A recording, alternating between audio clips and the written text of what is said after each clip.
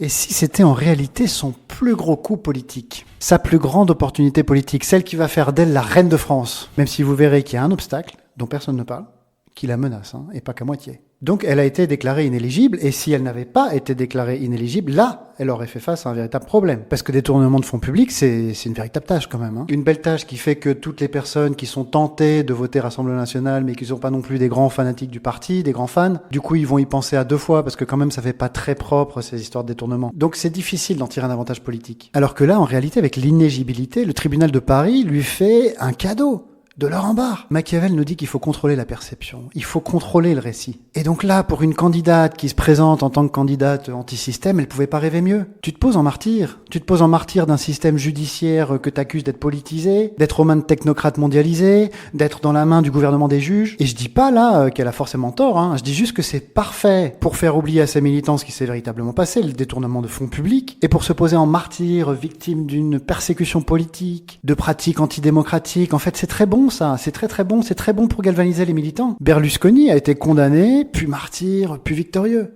Lula a été condamné, puis martyr, puis victorieux. Donc si Marine Le Pen réussit à rester sur le devant de la scène, parce qu'en réalité, il est là le véritable danger, elle peut tout à fait réussir à exercer le pouvoir. Alors de manière indirecte, certes, mais elle peut tout à fait réussir à exercer le pouvoir dès les prochaines présidentielles. Et là, vous voyez que cette nouvelle donnée politique fait émerger un nouveau problème qui risque de lui faire de l'ombre. Je vous explique dans ma prochaine vidéo.